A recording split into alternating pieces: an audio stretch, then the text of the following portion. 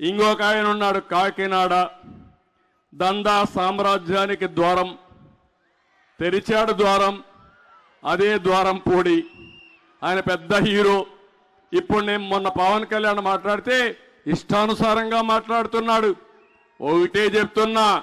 మీరు మెక్కినంత కక్కిచ్చే బాధ్యత మేము తీసుకుంటాం ఖబర్దార్ జాగ్రత్తగా ఉండండి మొత్తం మీరు చూస్తే జగన్ కు బినామీ అది మదం మీ మదాన్ని తగ్గించే బాధ్యత మీరు మెక్కింది కక్కిచ్చే బాధ్యత తెలుగుదేశం జనసేన తీసుకుంటాం బియ్యం మాఫియాకి కర్మ కర్త క్రియ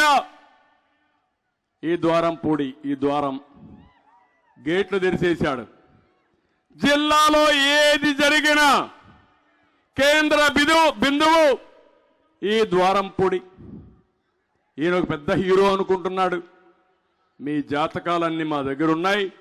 మేము అనుకోనుంటే ఆ రోజే మీరు ఎక్కడుండేవాళ్ళో ఒక్కసారి గుర్తుపెట్టుకోమని హెచ్చరిస్తున్నా 14 సంవత్సరాలు నేను కూడా కన్నెర్ర చేసుంటే ఈ నాయకులు ఎక్కడుండేవాళ్ళని అడుగుతున్నా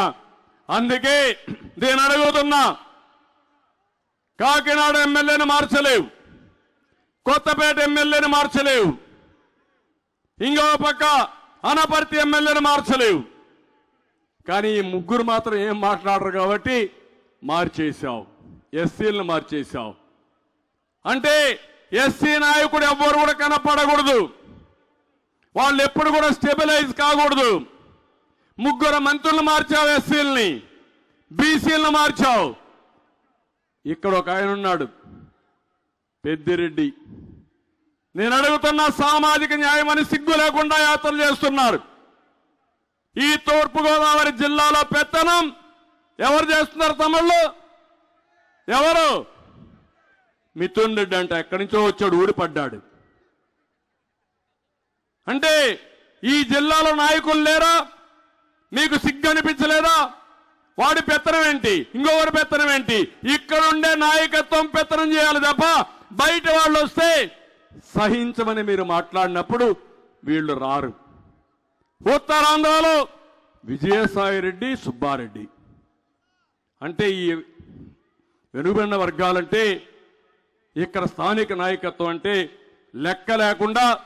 మళ్ళా వీళ్ళని పెట్టుకొని సామాజిక న్యాయం కోసం పోతున్నారు ఇక్కడే ఒక బీసీని చూశారు ఆ సుబ్బారెడ్డి కాళ్ళ కాడ కూర్చునే పరిస్థితి తీసుకొచ్చారు అందుకే ఆయనకు సీట్ ఇచ్చారు మంత్రిగా ఉంటే సీటు మార్చారు ఇక్కడ గెలవడని ఇంకో దగ్గర పంపించే పరిస్థితికి వచ్చారు ఇది సామాజిక న్యాయం అని అడుగుతున్నా కాదు ఇది సామాజిక ద్రోహం అవునా కాదా అవునంటే గట్టిగా చెప్పండి కూడా చెప్పండి ఇన్ని సంవత్సరాలుగా నేను ఎప్పుడు యనమల రామకృష్ణ గారిని మార్చలేదే ఈరోజు ఆయన స్వచ్ఛందంగా ముందుకొచ్చి యంగ్స్టర్స్ కి యువతకు చోటు ఇవ్వాలని ముందుకొచ్చాడు చినరాజప్పని డిప్యూటీ సీఎంగా చేసిన పార్టీ తెలుగుదేశం పార్టీ